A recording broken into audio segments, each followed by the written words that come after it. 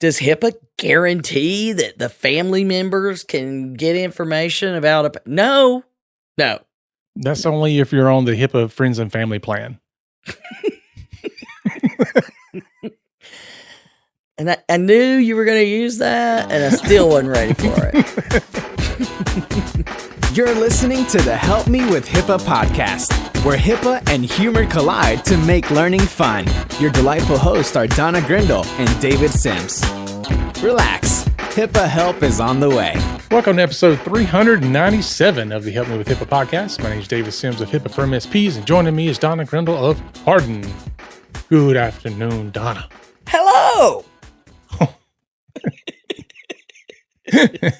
Alrighty then. Coffee much? Well, I know, right? It's been a day. It's been a day. There's a lot going on.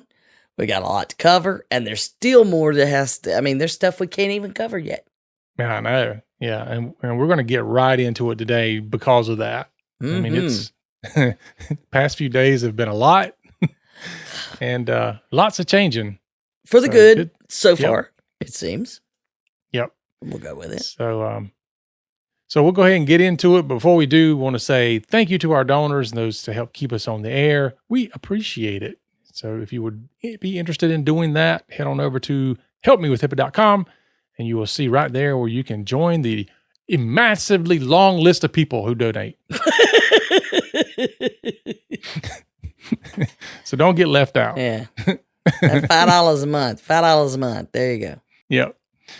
All right. So let's jump into it. Hot off the presses, because like literally hot off the presses.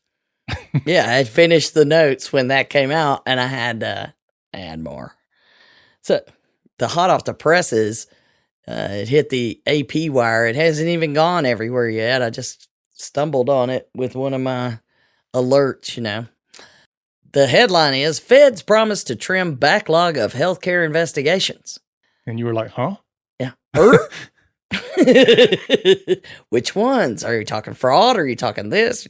Because there's so many.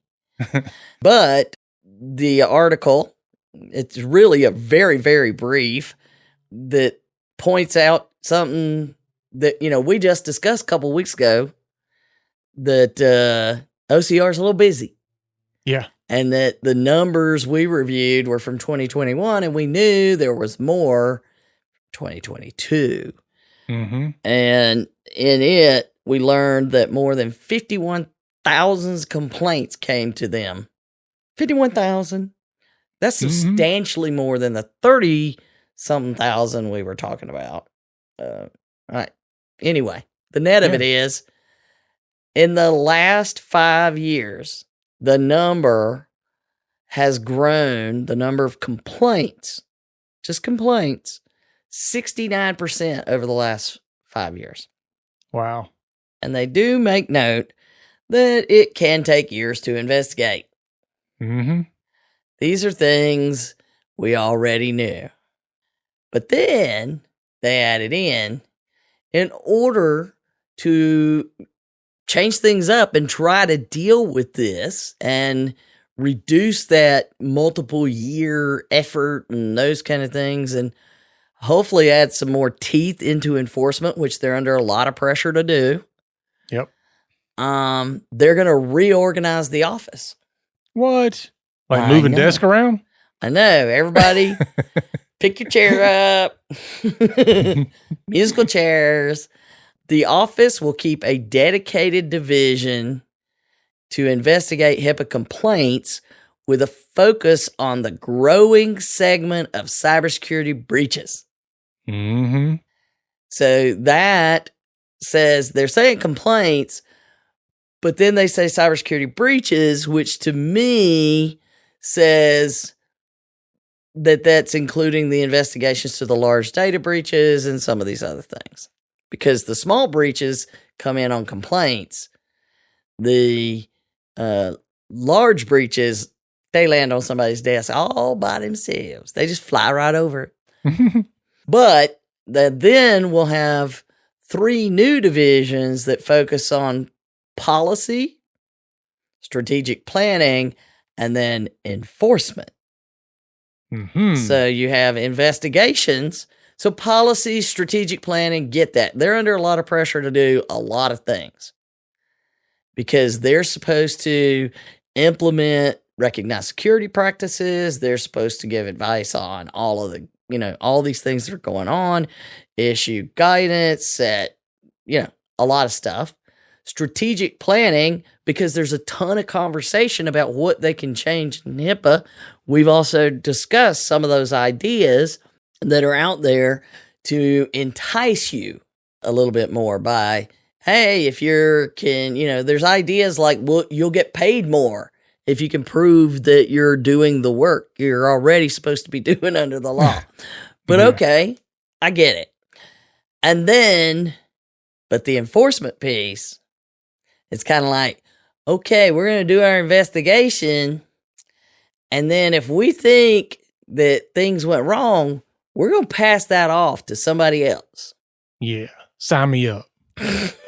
You want to be the enforcement arm, don't you? Yeah. The whole arm. You'd be more like, okay, so I'll admit, I love watching BattleBots. And all I can see is you running around with one of those hammer things, slam, slam, slam. That's right. I'd be like, wrong. Wrong. Not helpful. We're looking for more compliance that is voluntary, not brutalized. Well, I'm sorry, voluntary is not in the word, but force is. That's why it's called enforcement. Oh, jeez. You will respect my authority. See, so here's the clear choice you have. Work with someone like me who's just saying, let's just take care of your business and your patients and your clients, or work with Force over there, Hammerhead.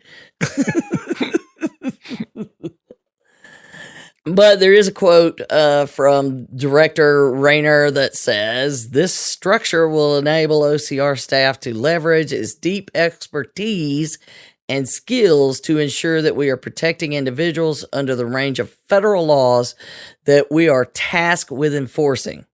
There's that word again, force. At any rate, it is my understanding that these changes have already been going on. It's just now being made public. And, so we'll get the scoop on it, or at least as much as they're allowed to say, because this comes out on Friday before. So everybody will be starting to get to Louisville for the PriceSec boot camp when this comes out. And we're going to have an OCR investigator there who has worked with us many, many times and is really a joy to put under the give me an answer of us in our random Q&A, bless her heart. And we're going to have one of the HHS 405D team members under HHS that is part of the information security something. The folks at HHS that work with us on 405D, they are the public part, we're the private part. And so one of those folks is going to be with us as well. So there's going to be a lot of things to cover, because we also know there's changes to HICCUP coming out that we're not quite allowed to talk about, but we can talk about, but maybe not talk about. So we're not really going to talk about it, but we're going to talk about it at the boot camp. Yeah. So don't tell anybody you heard this. No, just don't tell them. So we're gonna have a lot of discussions about it. So after that, we'll have plenty to share. Yeah, it's gonna be fun. Yeah, it's gonna be interesting to see.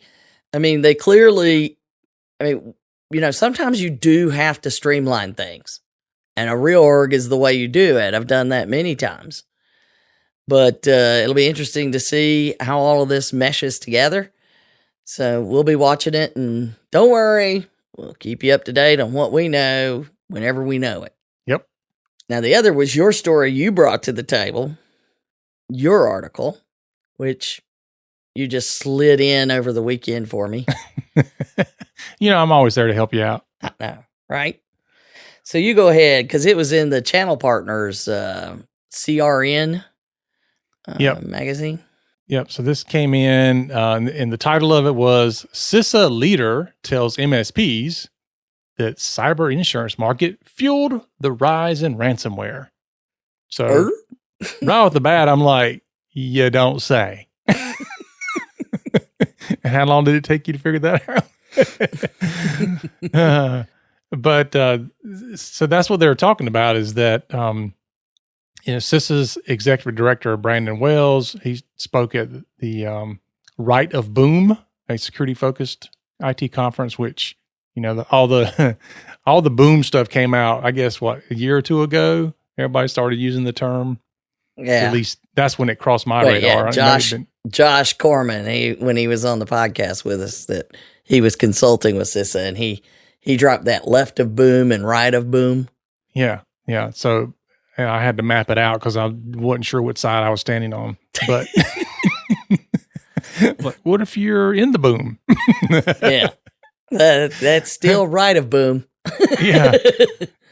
So but the article did point out a few juicy little comments in the discussion, and specifically, as the headline states, it had this one, which was, I would argue that the insurance market fueled the same rise in ransomware because they made payments of ransomware far easier to happen, and they put a lot of companies under a retainer to negotiate with criminal organizations.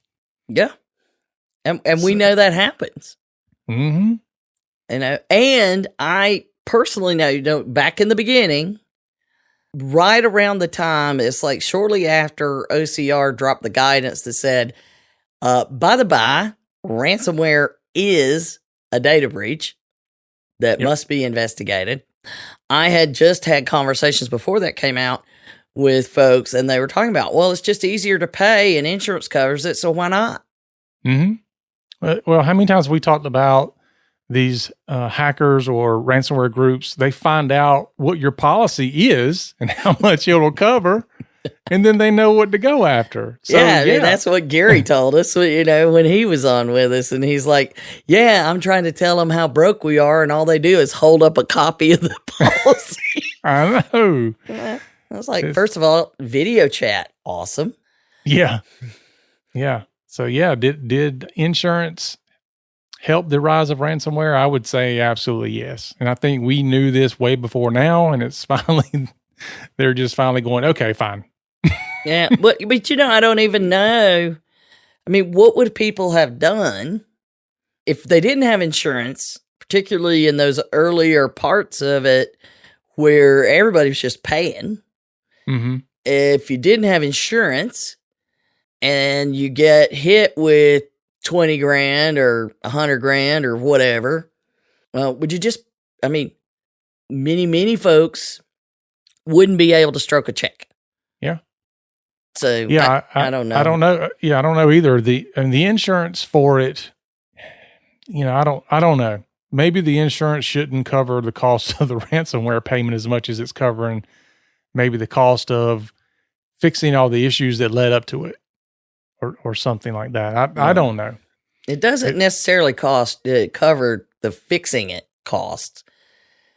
It's better at covering the it covers right of boom costs, not left of boom costs. No, yeah, that's what I'm saying is that, maybe that's a better way to spend the money. I don't know. I mean, I have a love-hate relationship with insurance as it is. So and it's more like I love agree. It's more like I love to hate it. But I do see the need in it, certainly, but also the downside to insurance in this matter is that it does give companies the excuse that I have insurance. We've seen it and heard it over and over and over again. Well, if I get hit, I'll just turn it on my insurance company.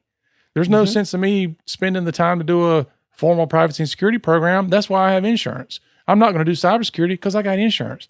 It became and still is, an excuse to not do the work you should do. Mm-hmm. And as much as I think insurances have caught up with that ruse, and they're like, we're not going to cover this if you're not doing these things. Yeah, I think, and it's maybe not even, I would go, instead of saying it was an excuse to not do the work, it was the easy way to skip the work because there was no repercussions in their minds. The insurance is going to cover whatever it is. Yep.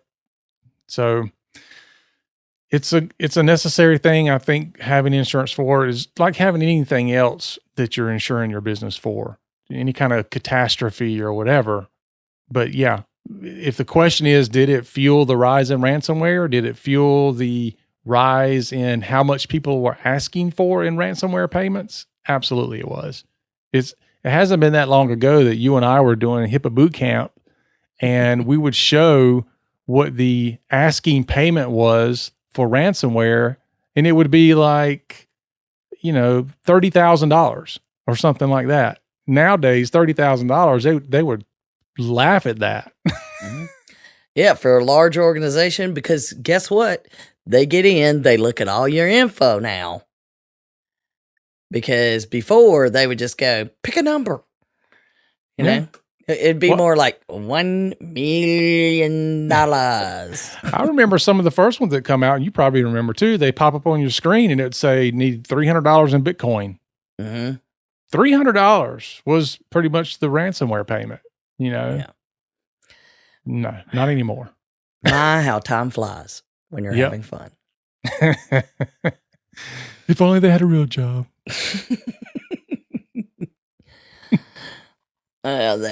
Well, for the most part, these are things that we're going to keep, an eye on, because the flip side of that is not don't have insurance, right? You still need it. We have that love-hate relationship on purpose. You still need it, but the insurance industry is changing the way they're addressing it. Yeah. Well, insurance, and somebody explained this to me years ago, not about cyber insurance, but insurance is not there to protect you. And I think that's what people have come to use it for. Yeah, you're right. That kind of insurance. Yeah, that's exactly what it is that premise is that you've got to change that mindset, which it's time to change all our mindset in privacy and security world. It's the only way we're going to get out. And we're just going to keep digging a hole. Yep. That's true. With the backhoe. 2 or 3 of them. A big hammer grab. That's right. All right. So now we're going to jump into the HIPAA Say What? Oh, that was pretty good. Yeah. So an article was passed along to Donna by somebody else, which was quite interesting to read. Yeah. Yeah, it was a blog post, and really, it wasn't from the author of the blog post. It was out on Medium, and the question was, is this really a thing? The question that came to you. Yes. So it didn't come from the author, so we're not going to link to the blog. I don't want to create any problems for the author. If they would ask us, we would give them, this is the answer we would provide. How about we say it that way? That sounds good. So, and I'm trying to remember, but what got my attention? I'm like, why are you sending this to me? It's just, what? Because there's a sentence towards the top. The author's premise was to tell everybody something they felt people should know. Yes. About HIPAA. I'm glad to say they spelled HIPAA properly through the entire article. Good job. Yes. And they do have an understanding, but there is a problem with their interpretation. Mm-hmm. Well, it's wrong. Because the author insisted, and it's a long discussion, they insisted that HIPAA, quote, and literally said, guarantees all family members with a, quote, blood relationship are able to get access to patients and their information. Really? Yes. And that was the question. Is this really a thing? Does HIPAA guarantee that the family members can get information about No. That's only if you're on the HIPAA friends and family plan. And I knew you were going to use that, and I still wasn't ready for it. But, we can establish the HIPAA friends and family plan, but the patient has to do that. Right? You don't just get a DNA test. But I'm a blood relative. I know, right? It's like, okay, first of all, think about that. Just think that through a minute. Yeah. Yeah. So I think the author has to be from the South, because we're the only people that would say that. Blood relative. So here's the gist of the story. And like I said, it's a really long discussion, but mom's been ill for years and the two siblings don't get along. And the author even went so far as to say they hadn't seen their sister in 20 years. Okay. So she's at least 21 years old. I know, right? It's like, so if you haven't seen your sister in 20 years, you clearly don't get along. But it appears that mom has a relationship with both children, clearly based on some of the other comments. But, and this is a big old but. I'll just pause for a minute. The sister is the one that apparently lives near mom and takes her to all of her healthcare appointments.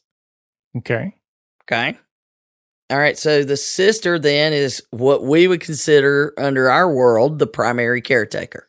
Mm-hmm. Is she blood? Maybe. I don't know. Apparently that could be questionable. Does she have her HIPAA card? Somebody has apparently their HIPAA expert card.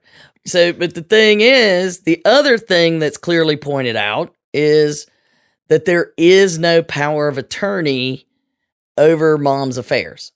Okay. Neither one of the siblings have it. Okay. That was at least the gist of what I was getting, because if there was a power of attorney, this would be a different conversation. So the author says there's no power of attorney, and which would then make the HIPAA blood relative guarantee matter. So what happens is mom's been in the hospital a few times over the last couple of years, and the sister blocks the author's access to mom whenever she's in the hospital. And apparently, like the hospital she's at, there's a security code, and that if you don't know the security code, they won't even tell you how the patient is or where they are or how to go to their room. And the sister instructs everybody not to tell the author any information about mom and how mom's doing and the care and blah, blah, blah. And you have to have a security code according to the hospital policy. And if you don't have that security code, you can't get information. Well, apparently the author, I don't know. Squeaky wheel, we'll leave it at that. It's not clear. But according to the author, they've had to fight with the privacy officers and all these people to tell them HIPAA gives them the right to do this. And gets the security code somehow. And whenever they get the security code, apparently the sister goes so far as to have them move mom to another room to get a new security code. And I'm like, whoa, there is a lot of bitterness going on here. And part of the problem that drives me crazy when I read these things and I hear about these things, because I do get the calls and have the discussions, is healthcare providers are covered up trying to provide care. Yeah. We got time for your family problems. And then they end up caught up in all of this mess. And it really shouldn't even be happening. I mean, this shouldn't happen. The healthcare provider should be able to get the information, know who to talk to, and follow their rules. Boom. That's it. If you have some legal paperwork, like official, personal, notarized power of attorney or living will, any of that stuff, great. Bring it in. We'll deal with it. But in the absence of that, we have to assume that we talk to the patient, and if the patient isn't able to respond or blah, blah, blah, that whole list. If we can't talk to the patient, then we talk to the primary caretaker. We have to recognize somebody as the personal representative. Mm-hmm. And I mean, they end up in these messes that are swirling around. It's crazy. And first of all, it's really sad that so many families have these kinds of problems. But you want to, any practice that deals with children, you have no idea. Yeah. I mean, pediatricians are covered up with who has who. Can the girlfriend talk, or the stepmom or the stepdad, and who can drop them off, and the grandparent, and what you can tell them. It's a nightmare. Mm-hmm. Yeah, because like in my case, I was the custodial parent, primary custodial parent, which meant that legally I had the authority to give any kind of healthcare clearance or go ahead to do something. Mom didn't, even though she was mom. Mm-hmm. So, that was a card I could pull if I wanted to, never needed to. And, I took that responsibility very seriously, but yeah, that's something that healthcare providers, shouldn't have to deal with, but unfortunately they do. And so really from their perspective, they only have one of two things they can do. One is follow their policies and procedures, which should be in place on how to deal with this. Mm-hmm. Or two, have the legal paperwork that will change which policies and procedures they use. Mm-hmm. That's their only choices. So, no, there is no guarantee. There's nothing under HIPAA that says anybody other than the patient has rights to things. Yeah. Now, there are things that they do have, and we've talked about these things before, that say, look, you do have your ability to make professional decisions about the care of the patient. What's the best thing for the patient's care? And I'm sorry, but if you've got somebody that just calls in and you've got a regular caretaker, and then you got somebody else that fights with the regular caretaker, I'm sorry. Give me some legal paperwork. Otherwise, I'm going to follow my policies and procedures. Mm-hmm. And take care of mom. Yep. It is. I mean, that's just what should happen. And no, this is not a legal opinion, but I do know what HIPAA says, and it don't say that. There is no mention of a guarantee to blood relatives. Even if it had that in there, how in the world would you even enforce it? I know. And what do you do about adopted kids? Yeah. I mean, it's crazy to even think about. But the downside to this is that somebody gets on this public platform, talks like they know what they're talking about, and spews out a bunch of misinformation that somebody else somewhere is going to grab this article and go, see? Mm-hmm. I'm guaranteed. Yeah. See, I'm right. HIPAA does guarantee it. Yeah. No. So and they'll talk that way too. They'll sound exactly like that.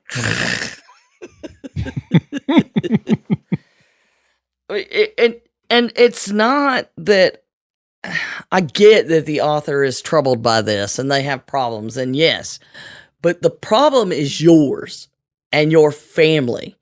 It is not HIPAA's. It's not the healthcare system.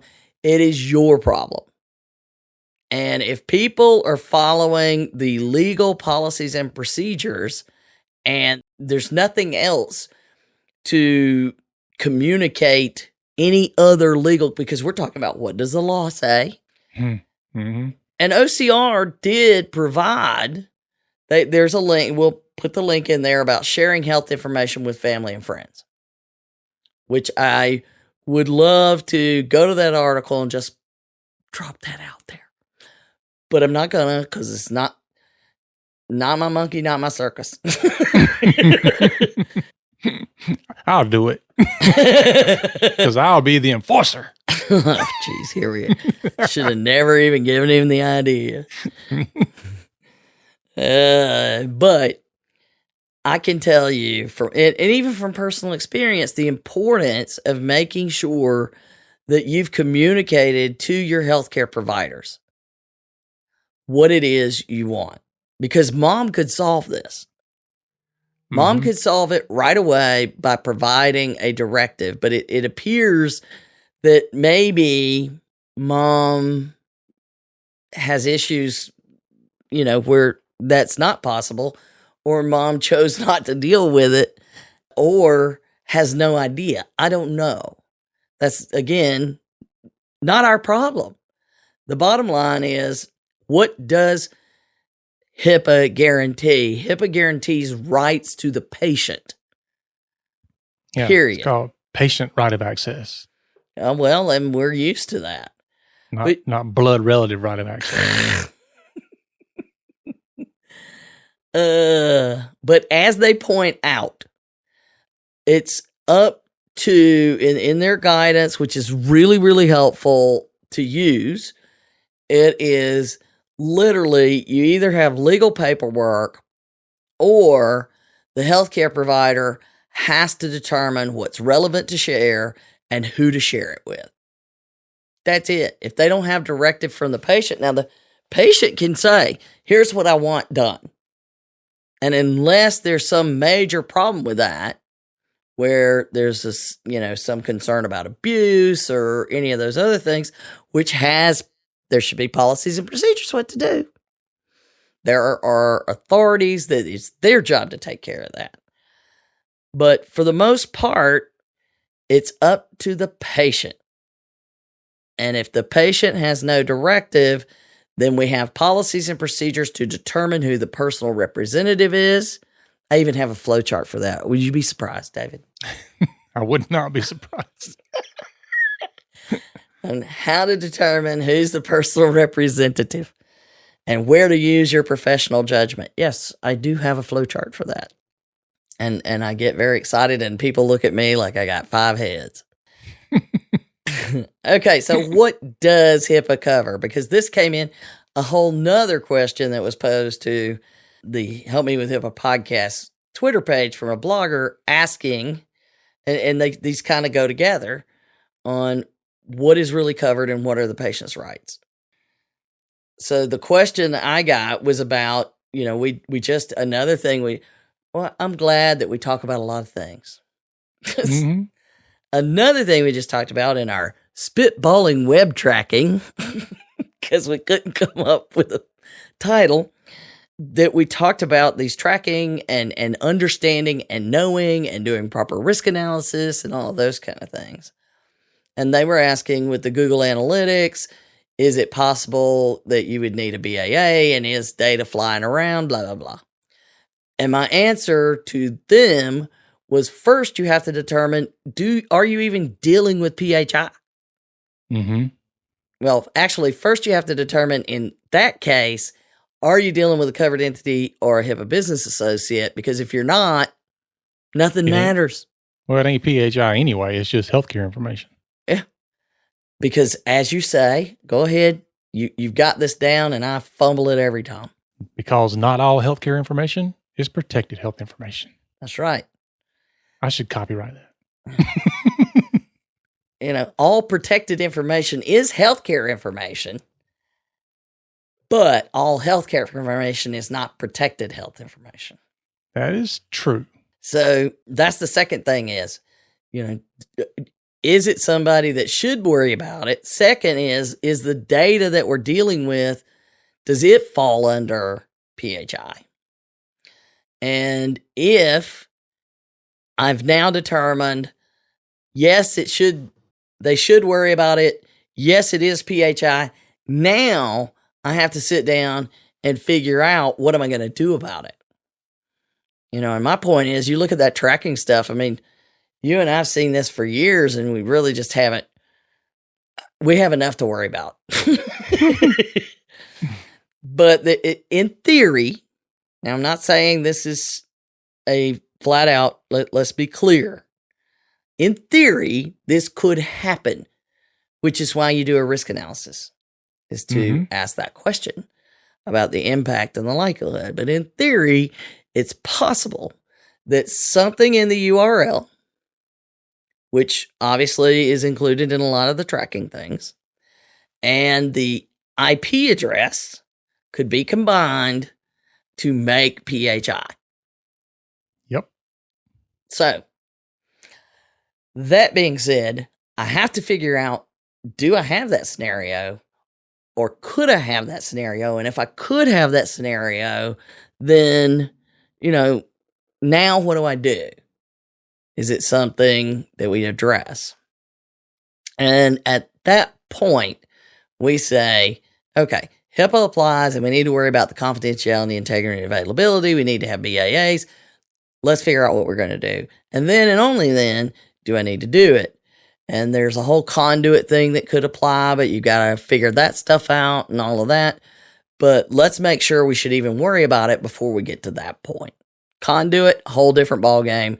We're not going down that rabbit hole, although it is quite interesting.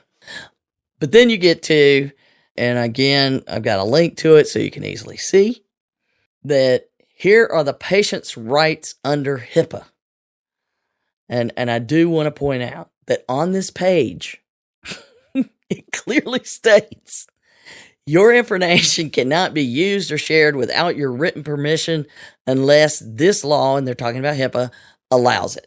Or your blood relative. Oh, geez.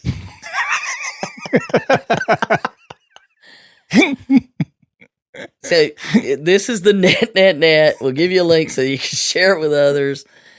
For those who are telling you about the blood relative thing, I would suggest, you kind of print this out and have it available or have the links to these two things here. Yeah. Go work with that. Just ask them to bring you a copy of their DNA test. And you have to authorize. Yeah, you have to authorize it, and that'll take months. So we'll get back to you. That's right. But here are your rights: to view or make a copy of the information in the designated record set, and it's the only required disclosure under HIPAA. Well, obviously the HHS is doing an investigation; they might have to do that, but the disclosure you must make under normal HIPAA laws when it comes to patients is the patient asked for their records, they want to see them or get a copy of them. We call that patient right of access. Mm-hmm. And that's been the major thing with the trying to enforce, but that does not mean a blood relative can come in and announce, I'm a blood relative and you're going to give it to me. Yes.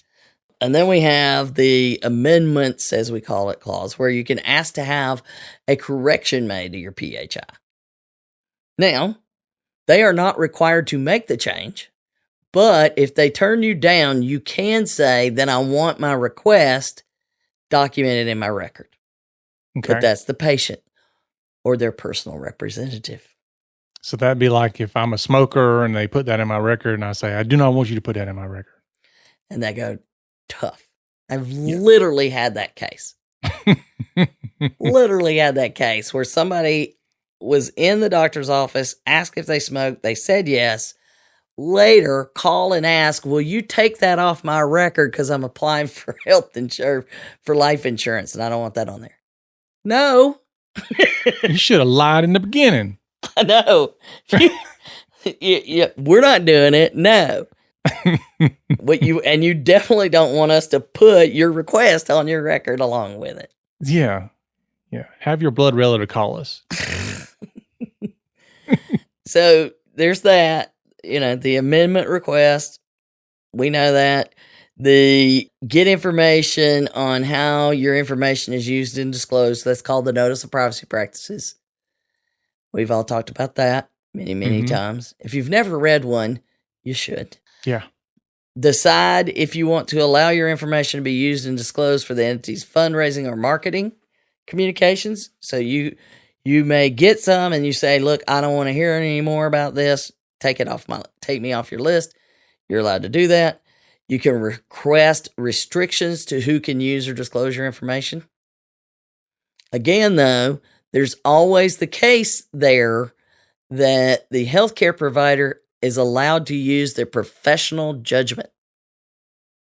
They are allowed to decide to accept that or tell you they can't, I'm sorry, or whatever. The professional judgment is in there. And then get a report on why your information was shared for certain purposes. We call that the accounting of a disclosure. who had access, those kind of things. That's Okay. it. There's no guarantee listed at all. And there's certainly no guarantee for, certain relatives to just walk in and say, I'm a blood relative. I need to know everything. Sorry. Yeah. No. But if you're interested in being on the HIPAA Friends and Family plan, let me know. It's only $9.97 a month. We guarantee you never be turned down. For the HIPAA Friends and Family plan, we'll give you a card. We sure will. Yeah, Actually, we'll give you something that you should print because we don't want to invest the money in creating a card. That's right. We'll send you a digital PDF. There you go. Yeah. As crazy as that is, somebody would make a fortune doing it. I know. And people would pay him. Yeah, I know they will. Well, but Why do I have to be honest? Jeez. I know. Sometimes it's just so hard to have integrity. Yeah, I know. I hate myself. Too much pride. There you go. That's what it is. That's what it is. All right, folks. Well, thanks for listening. We definitely appreciate it. Be sure to follow us and share us out on your favorite social media site. And heck, even share it with your blood relatives. Remember, for Donna and myself, it was not about compliance. It's about patient care. You've been listening to the Help Me with HIPAA podcast, hosted by Donna Grindle and David Sims. The show created to help you with HIPAA.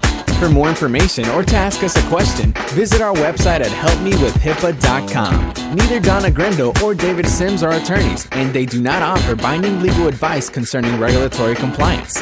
The information in this podcast should not be relied upon or construed as legal advice in any way.